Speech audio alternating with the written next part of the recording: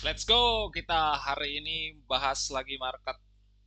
Em, Video terakhir kita tanggal 9 Oktober ya. Itu baru saya bikin video hari ini karena beberapa hari yang lalu ada kesibukan. Jadi sorry guys, baru update lagi market bersama Bill Sky di sini di acara Market Diary with Bill Sky. Oke guys, hari ini tanggal 13 Oktober.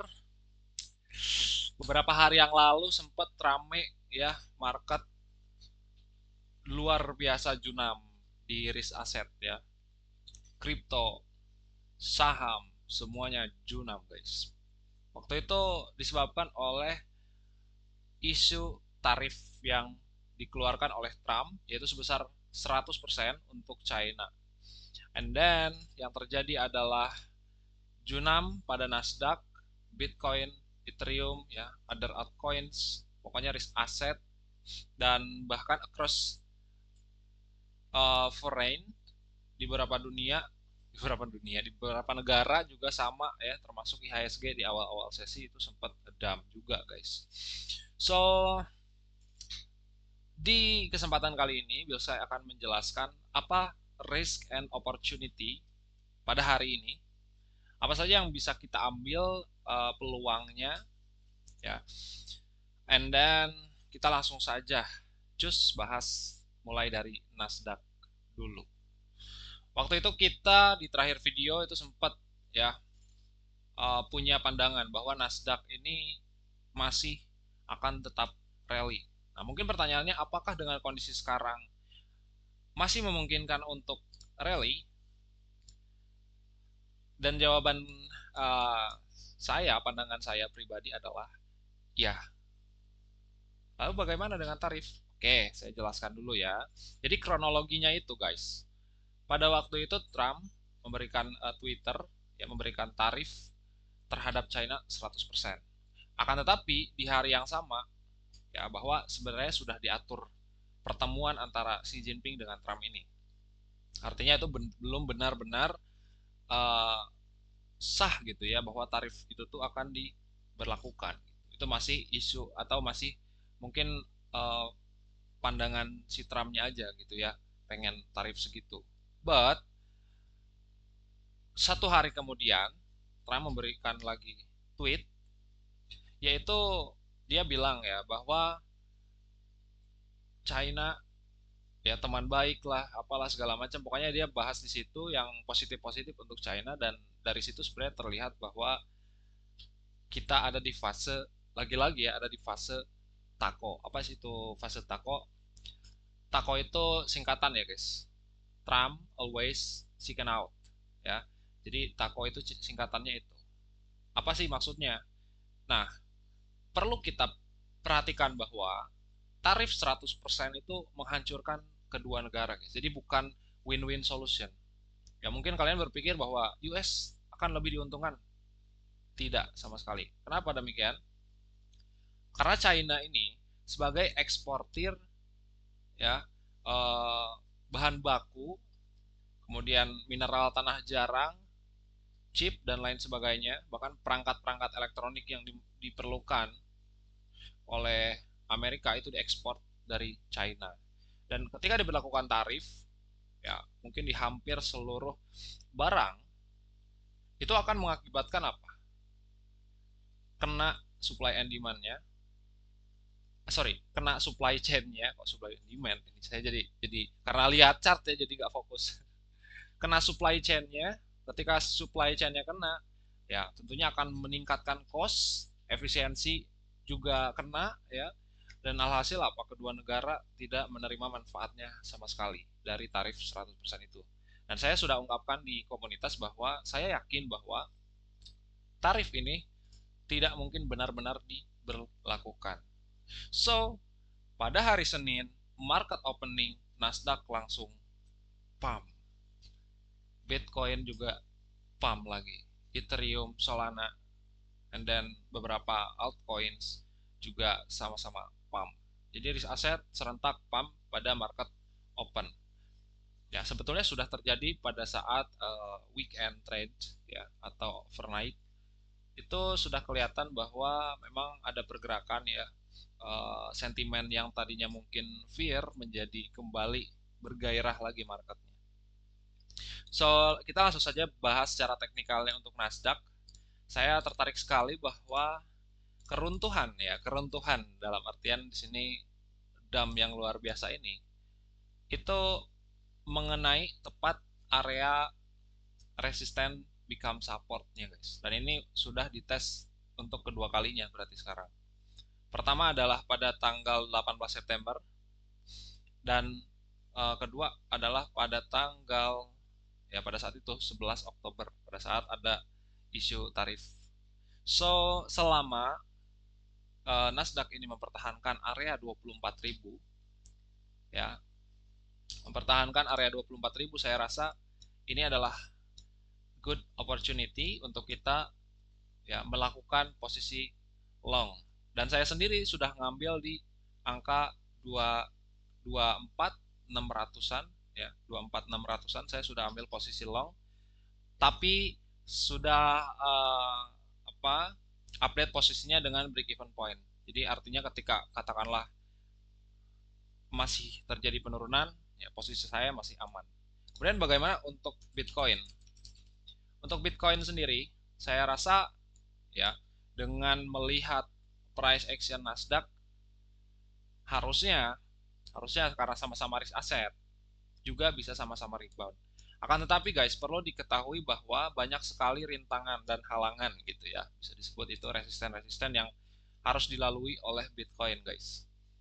Ya, ada area fair value gap, ya, mungkin teman-teman menyebutnya area imbalance. Kemudian ada juga area supply di sini. And then di sini pun ada area ya namanya itu SBR, ada kemungkinannya. Jadi level-level ini penting ya. Level-level ini penting dan untuk supportnya Bitcoin tentunya masih di angka 107 sampai 109. Itu adalah support yang mesti dijaga ya. Dalam artian di sini kalau Bitcoin kehilangan area 108 110 gitu ya, itu saya rasa menjadi pelemahan momentum untuk para bull ya gitu. Namun saya pribadi sebetulnya sudah mengambil open long dari 112-an karena saya melihat ketika di time frame H1 itu terjadi breakout seperti itu. Hasil saya mengambil posisi and then pump. Tetapi sekarang saya rasa ada pelemahan momentum mungkin karena ada area imbalance di sini dan saya expect setidaknya Bitcoin harus tes di area order blocknya di H1 ya, atau ya di area 112 sampai 113 itu fair value gap juga guys, area imbalance juga. So ekspektasi saya adalah untuk Bitcoin itu nantinya akan seperti ini. Ini bull case-nya ya guys. Ini bull case-nya seperti ini. But tidak menutup kemungkinan ya ini bear case-nya itu ngambil week-nya seperti itu. Karena memang biasanya kripto terkenal suka ngambil week-nya dulu, habisin ekornya dulu gitu ya. Baru nanti dikerek naik. Seperti itu. Tapi saya rasa base case saya lah ya, base case saya itu yang pertama yang ini. Itu. Kalau koreksi, saya rasa masih menarik untuk kita ambil posisi long, khususnya ketika dia ada reaksi di harga 112 sampai 113. Itu untuk Bitcoin. Lalu bagaimana untuk gold? Untuk gold, ya saya bullish dari awal terjadinya dump pada tanggal 9 Oktober.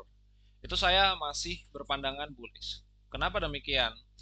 Karena tingkat ketidakpastian di market itu masih tinggi. Jadi selama ada government shutdown dan lain sebagainya, kita isu-isu tarif itu mendukung kepemilikan atau demand dari safe haven, guys. So saya masih bullish dan target untuk hari ini ya minimalnya 4075 memang sudah tercapai, tapi saya rasa sebelum karena hari ini market US-nya libur, jadi saya rasa harusnya ke 4100